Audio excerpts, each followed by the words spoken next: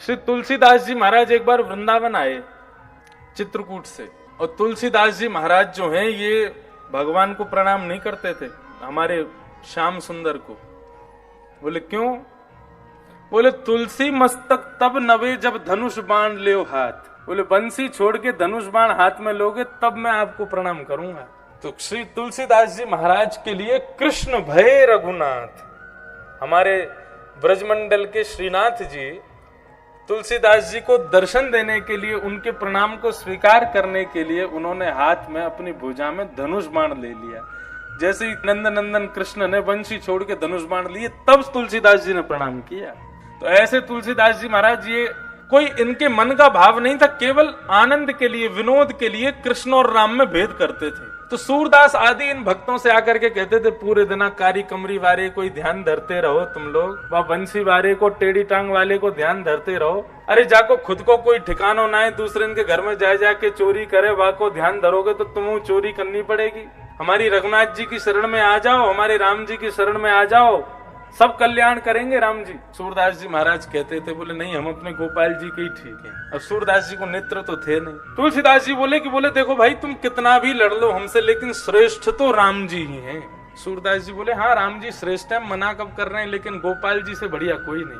बोले देखो ये कब तक लड़ाई झगड़ा हमारा चलता रहेगा, आज हम तराजू में तोल के देख लेते हैं, जिसका वजन ज्यादा वो जीत जाएगा। सूरदास जी बोले ठीक है कर लो तुम जैसे करना चाहो। बोले मैं अपने ठाकुर जी को लेकर के, अपने रघुनाथ जी को लेकर के एक पड़ले में बैठूंगा, आप अपने गोपाल जी को लेकर एक पड़ले में बैठना, और दोनों नापेंगे, जिसका वजन ज्यादा, जिसमें बल ज्यादा, उसका पटला नीचे आ जाएगा और वही फिर विजयी माना जाएगा। और एक और शर्त है, यदि रघुनाथ जी जीत गए तो कल से रघुनाथ जी के पद गाने शुरू कर देना सूरदास जी, और यदि तुम्हारे कन्हैया जीत गए तो हम कल से कन्हैया के पद गाने शुरू कर देंगे। दोनों में शर्त लग गई।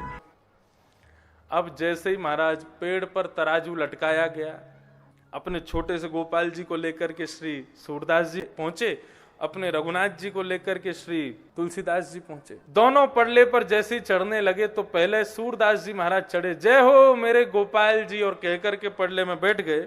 श्री तुलसीदास जी महाराज अपने रघुनाथ जी को लेकर के, जय हो मेरे श्री सीताराम। और जैसे ही बैठे थोड़ी बहुत देर तो नाप तोल चलती रही, धीरे धीरे क्या देखा, सूरदास जी ऊपर लटक गए और तुलसीदास जी नीचे आ गए। और सूरदास जी को दिखाई तो देता नहीं। तुलसीदास जी महाराज जोर से हंसने लगे, बोले हम पहले ही कह रहे थे हार जाओगे, तुम मानते नहीं हो बात को, देखा हमारे रघुनाथ जी ज्यादा श्रेष्ठ हैं, हमारा पडला नीचे आ गया, ऊपर लटके हो हवा में, कूद जाओ ऊपर से ही। सूरदास जी महाराज को बड़ा बुरा लगा, पडले में से ऊपर से ही कूद गए, अपने ठाकुर जी को हृदय से लगा करके सीधे अपनी कुटिया में जाकर के बैठे, और कुटिया में जाकर के ठाकुर जी को दूर बैठा दिया, और ठाकुर जी से मुंह फेर करके और रोने लगे, और रो रो करके कह रहे हैं, बोले पूरे दिन गला फाड़ फाड़ करके तुम्हारा गीत गाते हैं, कीर्तन गाते हैं, हमको नेत्र दिए नहीं, दिखाई देता नहीं, पूरे दिन में ना जाने कितनी बार गिरते हैं, पढ़ते हैं, फिर भी तुम्हारा भजन नहीं छोड़ते हैं। और आज तुलसीदास जी के सामने नाक का सवाल था मेरा, पूतना को मारने के लिए 7 दिन के थे, तब जान आ गई आपने। सक्टासुर, घासुर, बकासुर, धेनुकासुर को 6-6 महीने की उम्र में मार दिया, लेकिन आज एक भक्त की लाज बचानी थी तो जरा से भारी नहीं हो पाए आप। तो गोपाल जी मूर्ति में थे, सोई अचल हो गए, सचल हो गए, और जाकर के सूरदास जी की गोद में बैठ गए। बोले बाबा, बार बार उनकी ठोड़ी को पकड़े तो सूरदास जी बोले दूर बैठो, मुझसे बात मत करो, तुमसे बात ही नहीं करनी है, तुम ऐसे ही करते हो। विष लगा करके पूतना आई, वो ज्यादा प्रिय थी आपको, लेकिन हम लोग जो बढ़िया बढ़िया पकवान बना करके पवाते हैं, हमसे प्रेम थोड़ी है आपको। सूरदास जी से ठाकुर जी कहने लगे, मेरी बात तो सुनो एक बार। बोले क्या बात है बताओ। बोले अच्छा एक बात बताओ, 2 में वजन ज्यादा होता है कि 3 में ज्यादा होता है? बोले 3 में ज्यादा होता है। बोले आप पडले में जब बैठे थे तो क्या बोला, जय हो मेरे श्री गोपाल जी। एक तो 2, और 2 भी नहीं थे भैया, 1.5 थे हम तो गोपाल जी थे छोटे से, और आप बड़े। और दूसरे पडले में जब तुलसीदास जी बैठे तो उन्होंने क्या बोला, मेरे जय हो मेरे श्री सीताराम। एक तो तुलसीदास जी खूब हट्टे टगड़े, और फिर सीताराम यानी विवाहिता युगल जोड़ी के संग बैठे, 3 लोग बैठे थे। अब यहाँ पर 1.5 बैठे, वहां पे 3 बैठे, कौन भारी होगा। अगर तुम भी कह देते जय हो मेरे राधे श्याम, तो अगर जरा भी कमती रह जाते तो तुम जो कहते वो करते हम। सूरदास जी ने तुरंत उनको गोदी में उठाया और सीधे अपनी छड़ी लेकर के पहुंच गए तुलसीदास जी के पास। तुलसीदास जी बोले आ गए हमारे रघुनाथ जी की शरण में। बोले शरण में बाद में आएंगे, दोबारा तराजू लटकाओ। तुलसीदास जी बोले क्यों? बोले पहले थोड़ी मिसअंडरस्टैंडिंग हो गई थी हमसे, हम थोड़ी भूल में रह गए, हमको पता नहीं लग पाया क्या करना है, अब हम बिल्कुल सोच समझ के आए, अब दोबारा से तराजू लटका। बोले अब नहीं होगा, अब तो एक ही बार हो गया। सूरदास जी पीछे पड़ गए, बोले तराजू लटकाना पड़ेगा। तब तुलसीदास जी ने अंत में सूरदास जी को हृदय से लगाया। बोले जिसने तुमको पढ़ा लिखा के भेजा है, मैं सब जानता हूं किसने क्या बता दिया है।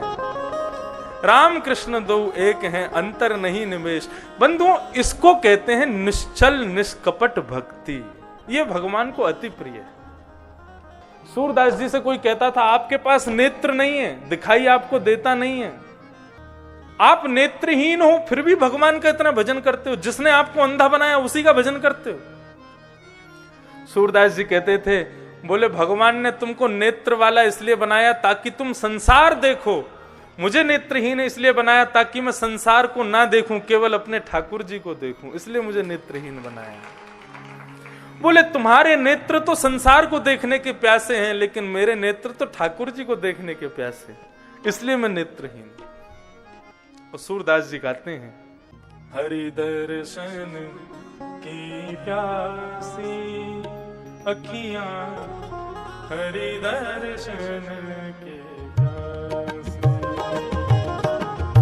हरि दर्शन की प्यासी अखियां, हरि दर्शन की प्यासी, हरि दर्शन की प्यासी अखियां, हरि दर्शन के प्यासी,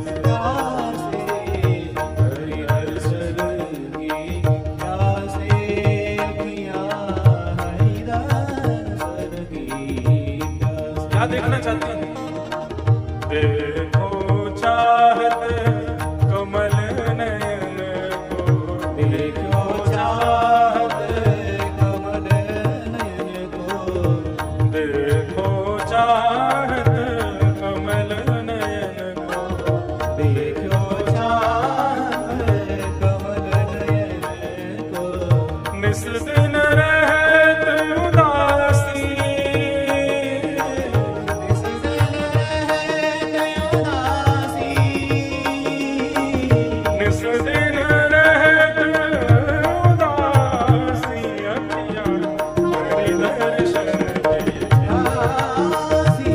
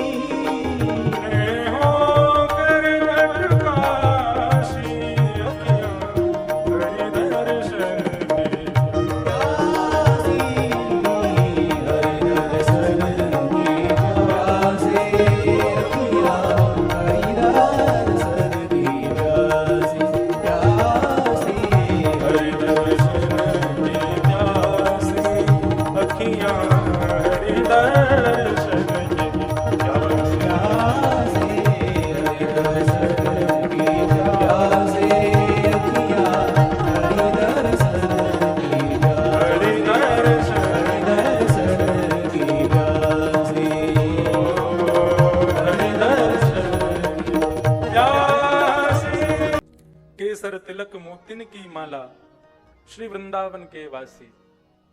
सूरदास प्रभु तुमरे दरस बिन लेहूं करवट काशी। यदि इस जन्म में मुझे दर्शन नहीं दिए, आपने ये केसर तिलक लगा के मोतियों की माला पहन के, हे वृंदावन के वासी, यदि इस जन्म मुझे आपके दर्शन नहीं हुए तो लेहूं करवट काशी। तो श्री सूरदास जी महाराज का ये भाव, इसको कहते हैं निष्काम भक्ति। भगवान कहते हैं मुझे अति प्रिय है जो प्रत्येक परिस्थिति में मेरा ही भाव का अनुभव करता है और प्रत्येक परिस्थिति को मेरे ही कृपा समझ करके जीता है, चाहे वो अनुकूल हो चाहे वो प्रतिकूल हो। इस अनुकूल प्रतिकूल परिस्थिति में भी मेरा अनुभव करते हुए जो जीता है, ऐसे व्यक्ति को भक्त कहते हैं।